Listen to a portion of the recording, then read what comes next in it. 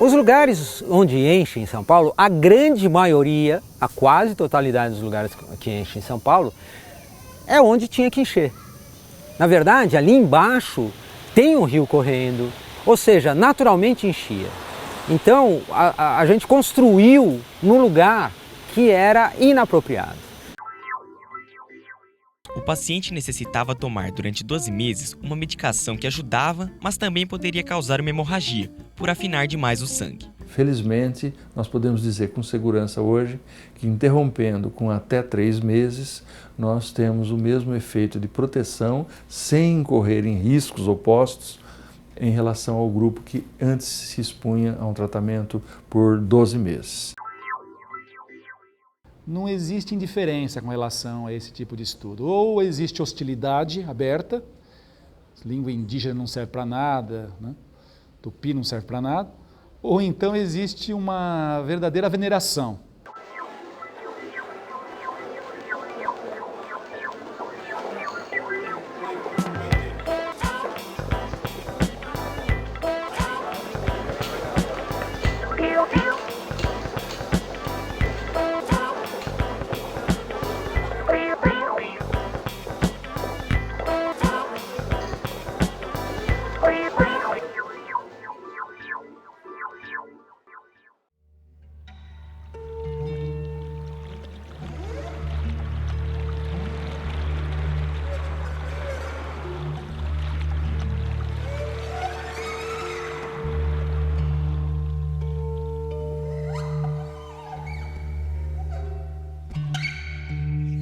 São Paulo tem milhares de quilômetros de cursos d'água dentro da cidade.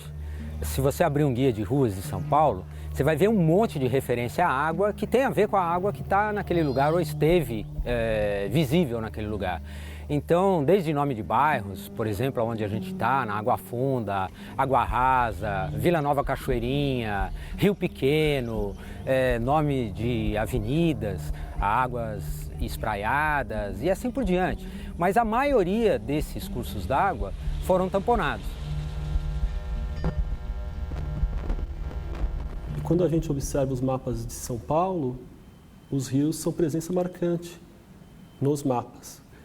Todo mapa ele é produzido com uma intenção, né? Ele não é um discurso neutro no sentido de não estar perpassado aí por interesses e pressupostos. Os mapas antigos, eles realmente permitem que nós exploremos aí os rios paulistas e a forma como a sociedade os entendia e como ela lidou com eles. E nós estamos, então, mapeando as enchentes de fins do século XIX até os anos 40 e, dessa forma, então, aqui no arquivo, nós estamos recuperando uma dimensão que nós consideramos fundamental para pensarmos a relação da cidade com seus rios e várzeas, que é o impacto das enchentes, né? As águas chegaram a 1,5 metro acima do nível da rua e invadiram as casas comerciais atacadistas aqui da zona do mercado, adjacente na rua Santa Rosa, Avenida Mercúrio, Barão do Par, Cantareira. Quer dizer que a situação é mesmo alarmante.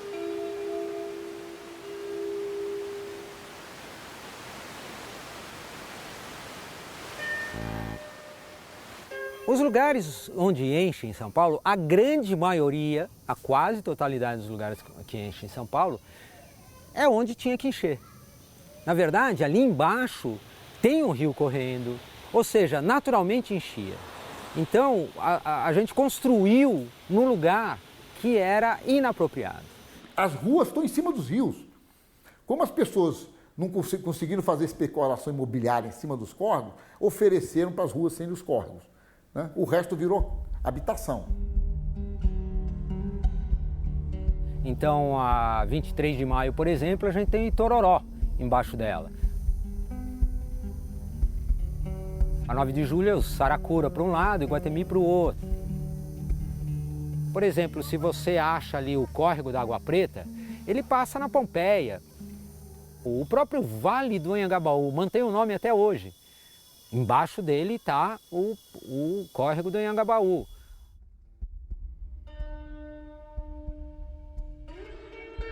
Então, se a gente olha a história da cidade de São Paulo, De maneira simplificada, nós poderíamos dizer que até fins do século XIX ela evitou ocupar as partes baixas, que eram partes onde sujeitas ao alagamento anual dos rios, mas que depois o crescimento populacional, econômico e o mercado de terras acabou, a cidade caminhou em direção aos rios.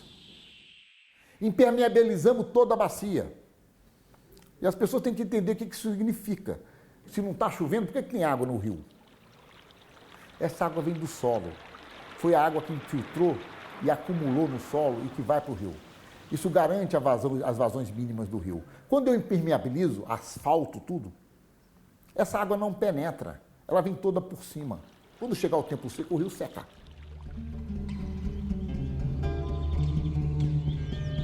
Os rios de São Paulo foram até os anos 40, sem dúvida, rios vivos. Vivos do ponto de vista social. Então havia pessoas que iam aos rios para trabalhar, as pessoas podiam ir aos rios para se divertir. Por exemplo, havia competições de natação, né? Travessia de São Paulo a nado, os clubes do Remo, né? Que usavam o Tietê como arena esportiva e depois tiveram que abandonar, embora tenham resistido ao máximo, quando as águas ficaram sumamente poluídas. Em São Paulo, você tem a geração de 20 mil toneladas na metrópole, mais ou menos, por dia. Olha o tamanho desse número, 20 mil toneladas por dia de resíduo da construção civil. Mais ou menos 10 mil toneladas, vamos lá, grosso modo, tá certo? As prefeituras conhecem. Ou seja, tem 10 mil toneladas por dia sendo lançado em ninguém sabe aonde nessa metrópole. Eu sei aonde, nos córregos. Então, na verdade, a gente ainda tem, mesmo em áreas centrais de São Paulo, é uma loucura, esgoto que é jogado diretamente in natura, é dito, né? Nos cursos d'água, né? Havia no início do século XX, na passagem do século XIX para o século XX, no início do XX, essa ideia de que as águas estagnadas criavam miasmas, que os miasmas provocavam epidemias. Por essa razão, algumas propostas de retificação dos rios paulistanos foram feitas e tinham com esse objetivo de impedir a estagnação das águas, né? Uma coisa que é muito interessante, quando você pega os documentos que estão falando sobre a retificação do Pinheiros, que vai drenar aquela várzea, etc., a palavra que eles usam nos documentos lá na década de 30 é recuperação da várzea. Recuperar a várzea queria dizer, no sentido para eles, recuperar para a cidade, porque ela está perdida lá, é uma várzea, né? Quer dizer, hoje essa mentalidade está sendo alterada, quer dizer, a gente usa a mesma palavra, recuperação da várzea, para de repente renaturalizar, entregar de novo a várzea para o rio, né?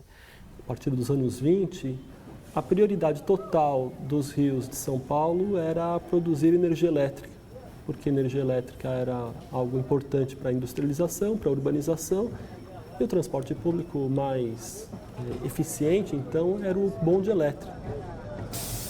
A Light veio para cá para prover esses dois serviços à cidade de São Paulo, que ela, por exemplo, procurava afastar qualquer tipo de uso que pudesse concorrer com a produção de energia elétrica, fosse ele um uso público ou fosse por uma outra empresa privada. E isso teve um impacto enorme na degradação das águas.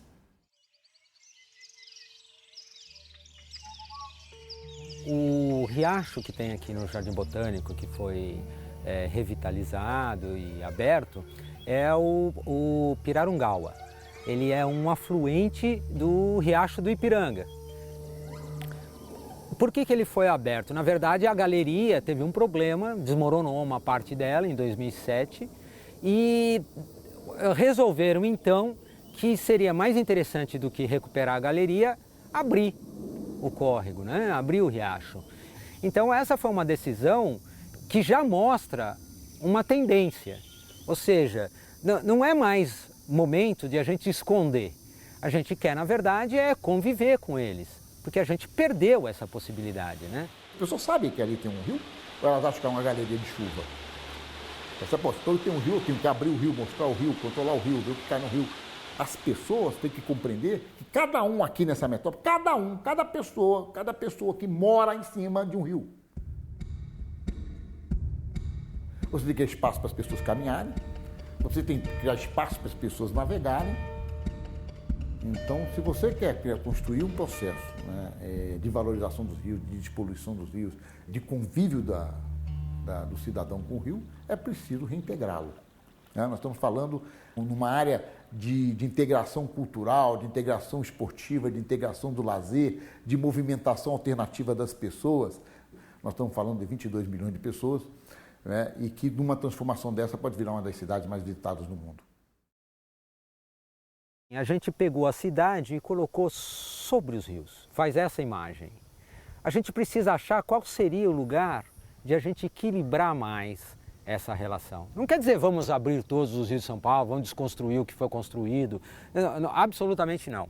Mas procurar equilibrar, conviver com essa natureza dos rios, da vegetação e dos processos naturais da cidade e como tirar proveito disso, porque se a gente conviver melhor, vai tirar muito proveito.